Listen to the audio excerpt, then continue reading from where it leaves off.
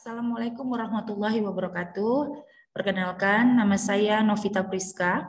Saya dosen di Universitas Muslim Nusantara di Prodi Pendidikan Anak Usia Dini. Adapun mata kuliah yang saya bawakan di sini adalah metode pengembangan emosi AUD. Saya akan menjelaskan capaian pembelajaran dari mata kuliah tersebut. Yang pertama adalah sikap. Adapun bagian-bagian dari sikap yaitu yang pertama bertakwa kepada Tuhan Yang Maha Esa dan mampu menunjukkan sikap religius. Yang kedua menjunjung tinggi nilai kemanusiaan dalam menjalankan tugas berdasarkan agama, moral, dan etika. Yang ketiga adalah menginternalisasi nilai norma dan etika akademik. Yang keempat berperan sebagai warga negara yang bangga dan cinta tanah air, memiliki nasionalisme serta tanggung jawab pada negara dan bangsa. Yang kelima, menghargai keanekaragaman budaya, pandangan, agama, dan kepercayaan, serta pendapat atau temuan orisinil orang lain. Yang keenam adalah berkontribusi dalam peningkatan mutu kehidupan bermasyarakat, berbangsa, bernegara, dan kemajuan peradaban berdasarkan Pancasila. Yang ketujuh adalah bekerja sama dan memiliki kepekaan sosial serta kepedulian terhadap masyarakat dan lingkungan.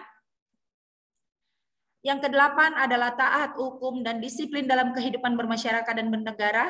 Yang kesembilan menginternalisasi semangat kemandirian, kejuangan, dan kewirausahaan. Yang kesepuluh adalah menunjukkan sikap bertanggung jawab atas pekerjaan di bidang keahliannya secara mandiri. Yang ke-11 adalah memiliki ketulusan, komitmen, kesungguhan hati untuk mengembangkan sikap, nilai, kemampuan, dan kemampuan peserta didik. Yang kedua akan saya jelaskan adalah pengetahuan.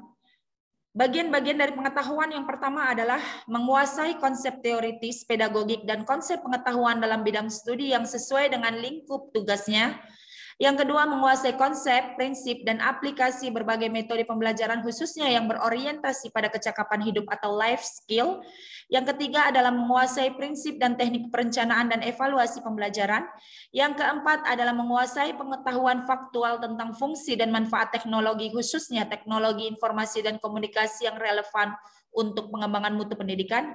Yang kelima, menguasai ilmu-ilmu dasar yang relevan dengan ilmu pendidikan anak usia dini untuk membuat karya yang bisa digunakan untuk anak usia dini. Yang keenam adalah menguasai teori belajar dan prinsip psikologi pendidikan untuk pembelajaran PAUD. Yang kedelapan, menguasai konsep dan teknik pengembangan program pembelajaran penyajian, metode, prosedur, dan teknologi informasi, pengelolaan kelas, serta evaluasi pembelajaran PAUD. Yang kesembilan, menguasai metodologi penelitian dan bidang pendidikan anak usia dini.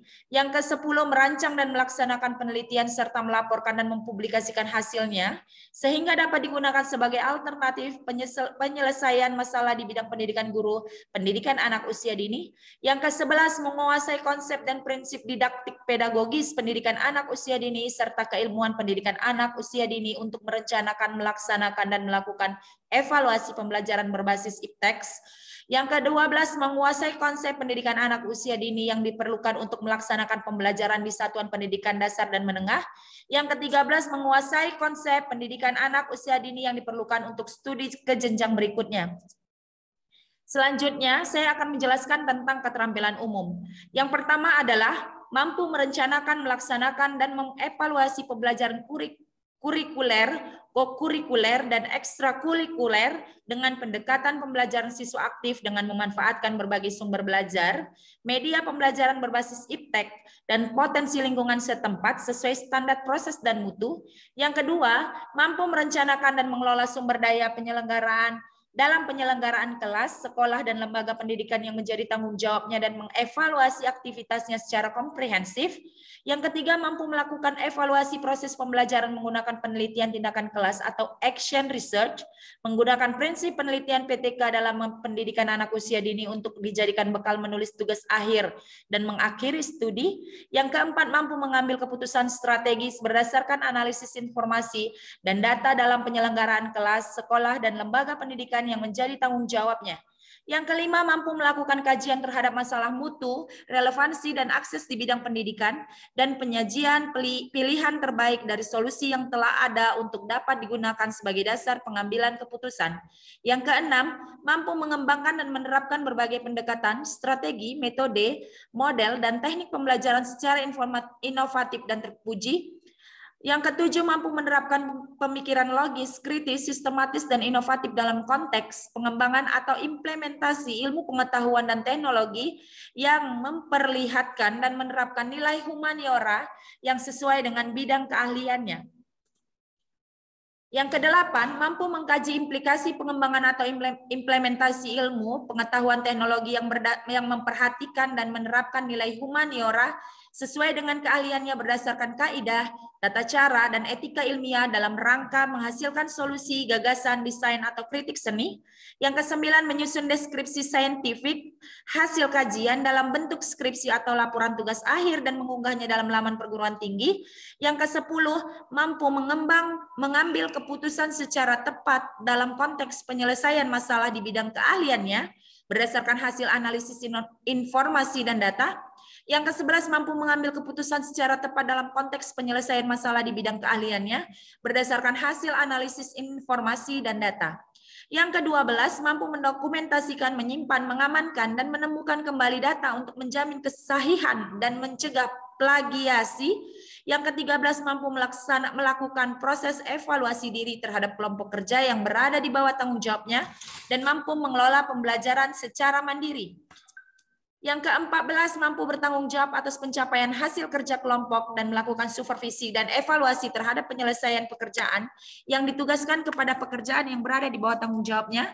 Yang ke-15, mampu memelihara dan mengembangkan jaringan kerja dan membimbing kolega sejawat baik di dalam maupun di luar lembaganya. Selanjutnya, saya akan membahas mengenai keterampilan khusus. Adapun keterampilan khusus di sini yang pertama adalah menerapkan pemikiran logis, kritis, sistematis, dan inovatif dalam konteks pengembangan atau implementasi ilmu, pengetahuan, dan atau teknologi sesuai dengan bidang keahliannya. Yang kedua, mengkaji implikasi pengembangan atau implementasi ilmu pengetahuan, teknologi, atau seni sesuai dengan keahliannya berdasarkan kaidah tata cara dan etika ilmiah untuk menghasilkan solusi, gagasan, desain, atau kritik seni, serta menyusun deskripsi saintifik hasil kajiannya dalam bentuk skripsi atau laporan tugas akhir. Yang ketiga, mengambil keputusan secara tepat dalam konteks penyelesaian masalah di bidang keahliannya berdasarkan hasil analisis. Yang keempat, mengelola pembelajaran bahasa pendidikan anak usia dini secara mandiri. Yang kelima, mengembangkan dan memelihara jaringan kerja dengan pembimbing kolega sejawat baik di dalam maupun di luar lembaganya. Yang keenam, mengaplikasikan konsep dan prinsip didaktik pedagogis pendidikan anak usia dini serta keilmuan ilmu pendidikan anak usia dini untuk merencanakan, melaksanakan, dan mengevaluasi pembelajaran dengan memanfaatkan ipteks yang berorientasi pada kecakapan hidup atau life skills. Yang ketujuh, mampu mengelola sumber daya pendidikan guru pendidikan anak dalam keluarga, organisasi, dan mengkomunikasikan hasil pengelolaannya secara bertanggung jawab kepada pemangku kepentingan. Yang kedelapan, mampu mengambil keputusan strategis di bidang pendidikan guru, pendidikan anak dalam keluarga berdasarkan informasi dan data yang relevan. Yang kesembilan, mampu berkomunikasi dan beradaptasi dengan lingkungan kerja dan masyarakat, baik lokal, nasional, regional, maupun internasional. Kemudian adapun CPMK di sini adalah yang pertama, mahasiswa memahami secara keseluruhan konsep metode pengembangan emosi AUD. Yang kedua, mahasiswa mampu mengaplikasikan dan mengimplementasikan konsep metode pengembangan emosi AUD. Yang ketiga, mahasiswa mampu menyajikan konsep metode pengembangan emosi AUD secara keseluruhan melalui media pembelajaran baik secara visual dan audiovisual. Yang keempat, mahasiswa memiliki sikap percaya diri, bertanggung jawab, berani mengkomunikasikan ide dan pikiran secara lisan dalam diskusi kelompok belajar. Adapun CPMK yang pertama adalah memahami dan mengembangkan sosial emosional pada pendidikan anak usia dini atau pendidikan PGTK. Yang kedua, memahami kondisi yang mempengaruhi perkembangan emosi. Yang ketiga, memahami dan mengaitkan faktor-faktor yang mempengaruhi perkembangan emosi peserta didik. Yang keempat, memahami dan mengaitkan pentingnya perkembangan emosi pada anak usia dini. Yang kelima, memahami dan mengkaitkan sasaran pengembangan emosi dan sosial di taman kanak-kanak.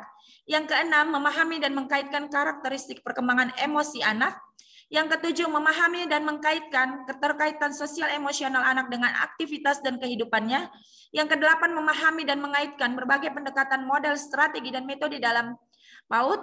Yang kesembilan, memahami dan mengkaitkan strategi pembelajaran. Yang ke-10, memahami teknik pembelajaran pada PAUD.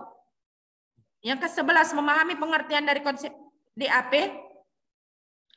Yang ke-12 memahami metode strategi pengembangan sosial emosional, bernyanyi dan bermain musik role playing. Yang ke-13 memahami pelibatan orang tua dalam pendidikan anak.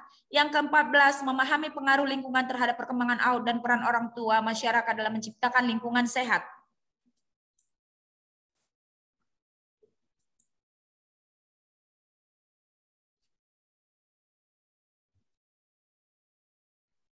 Adapun deskripsi mata kuliah dari metode pengembangan emosi AUD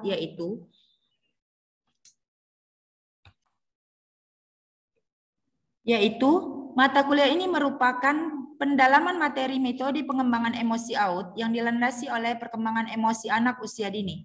Mata kuliah ini membahas metode pengembangan emosi pada bidang sosial emosi anak, karakteristik perkembangan emosi anak, strategi pembelajaran beserta pendekatan dan model metode dalam AUD.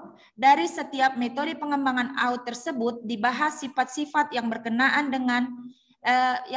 dengannya, yaitu sosial emosi, teknik pembelajaran pada siswa AUD, keterkaitan tentang emosional anak dengan aktivitas kehidupan sehari-harinya. Setelah selesai mengikuti perkuliahan ini, mahasiswa diharapkan dapat menguasai dan memahami materi metode pengembangan emosi AUD sebagai salah satu bekal mengajar di PJ PAUD dan sarana untuk meningkatkan kemampuan memecahkan masalah baik pada metode pengembangan AUD, pada mata kuliah lain, dan masalah-masalah lain. Adapun kriteria penilaian, yang pertama, nilai akhir merupakan penggabungan dari nilai tugas, nilai UTS, dan nilai UAS. Yang kedua, nilai tugas merupakan penggabungan dari kuis, kehadiran mahasiswa, tugas mandiri atau terstruktur. Adapun indikator penilaian, yang pertama, indikator nilai tugas ditunjukkan oleh skor dengan rentang 1 sampai 100. Yang kedua, indikator nilai UTS ditunjukkan oleh skor dengan rentang 1 sampai 100. Yang ketiga, indikator nilai UAS ditunjukkan oleh skor dengan rentang nilai 1 sampai 100. Bobot nilai yaitu bobot nilai tugas, kuis, 5%, kehadiran 10%, dan tugas terstruktur atau mandiri 15%.